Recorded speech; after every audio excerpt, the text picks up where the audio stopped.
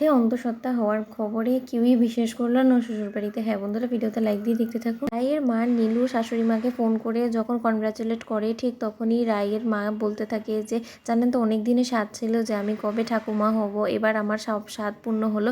তখন এটা বলতে থাকে আর সূর্যের মা বলতে থাকে যে আপনি কী সব বলছেন, আমি কিছুই বুঝতে পারছি না, আপনি কেনই বা এরকম করছেন। আচ্ছা বেশ ভালো কথা, আপনি ঠাকুমা হবেন, কিন্তু কার বাচ্চা হবে সেটাই তো বুঝতে পারছি না, আপনি কার কথা বলছেন। তখন রায়ের মা বলতে থাকে কেন আবার বেয়ান, আপনি বুঝতে পারছেন না? আমাদের মধ্যে এখন এরকম খবর দেওয়ার মাত্র তো একজনই আছে, সে হলো গিয়ে নীলু। নীলুর কথা বলছি, আর কার? এটা শুনে সূর্যের মার উপরে বাজ পড়ে যায়। সূর্যের মা বলতে থাকে কী সব বলছেন আপনি, আপনার মাথা ঠিক আছে তো? কই, আমাকে তো এরকম কোনো কথা সূর্য বলেনি, আপনি কোথা থেকে জানতে পেলেন? তখন রায়ের মা বলতে থাকে যে কেন আবার কোথা থেকে বা জানবো, আমাকে নীলু এসেছিল বাসায় মিষ্টি নিয়ে, তখনই তো বললো যে আপনারা নাকি ওকে মিষ্টি দিয়ে পাঠিয়েছেন আর বলেছেন নিশু খবরটা যাতে ভাগাভাগি করে নেয়। এটা শুনে সূর্যের মা বলতে থাকে এত দূর অবধি চলে গিয়েছে আপনার মেয়ে, আমাদের বাড়িতে কাউকে কোনো কিছু না জানিয়েই সোজাসুজি আপনাদেরকে সব কিছু জানিয়ে এসেছে। কই, সূর্য তো আমাকে কোনো কিছু বললো না। এরকম যদি সত্যিই হতো তাহলে তো সূর্য অবশ্যই আমাকে কিছু হলেও জানাতো। তখন সূর্যের বৌদি ওদিক থেকে বলতে থাকে যে কী হয়েছে মা, কি কোনো সাংঘাতিক কিছু আবারও নীলু করেছে? দেখেছো তো, আমি বলেছিলাম এই নীলু মেয়েটা কোনোদিনও শান্তভাবে বসতে পারে না।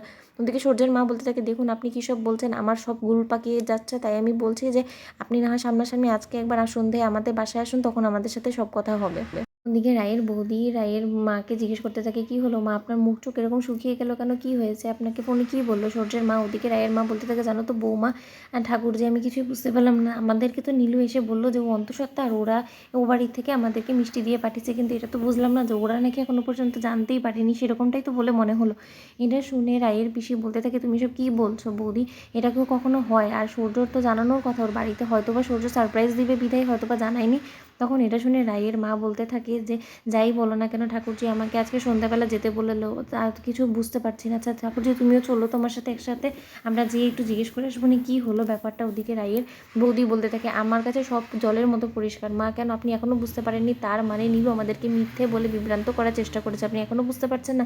আচ্ছা মা, আপনি কী করে এত তাড়াতাড়ি এই ওর কথায় বিশ্বাস করে নিলেন, যেখানে রায়ও সেদিন বলছিল, ওকে প্রশ্নের পর প্রশ্ন করছিল, তারপর আপনি অন্ধের মতন বিশ্বাস করে নিলেন? তাই তো আমরা বলছিলাম যে এত তাড়াতাড়ি এটা কী করে সম্ভব, আর সূর্য কি এনই বা ওর পরিবারের কাছ থেকে লুকাবে, আপনি একবারও ভাবছেন না? এটা শুনে তখন রায়ের মা বলতে থাকে দেখো বৌমা, আমি কোনো কিছুই জানতে চাই না, আমার জানার কোনো ইচ্ছাও নেই, আমাদের সন্ধ্যেবেলা আজকে ও বাড়িতে যেতে বলেছে, আমাদেরকে যেতে হবে, আমরা একটু তৈরি হয়ে নিই। তখন রায়ের বৌদি বলতে থাকে মা দাঁড়ান, আমিও যাবো, আপনাদেরকে একা ছেড়ে দিলে তখন রায় এবার আমার উপরে বকাঝকা করবে, আমিও যাব, আমিও শুনে আসি যে আমার ননদিনী ওখানে ঠিক কী কী করেছে। তখন রায়ের মা বলতে থাকে আমি নির্ঘাত বলছি তোমাকে বৌমা, তুমি দেখে নিও, মিলিয়ে নিও, আমার নীলু কোনো কথাই মিথ্যে বলেনি, হয়তো ওরা সারপ্রাইজ দিতে চায় বলি বাড়িতে এখনও কাউকে জানায়নি, আর প্রথম সুখবরটা আমাদের কি দিয়েছে, তাই হয়তো বা ওদের অজান্তেই এটা হয়েছে বিধায় ওরা এরকম চটে গিয়েছে। তো বন্ধুরা, তোমাদের ভিডিওটি ভালো লেগে থাকলে লাইক কমেন্ট শেয়ার করে সাবস্ক্রাইব করতে ভুলো না।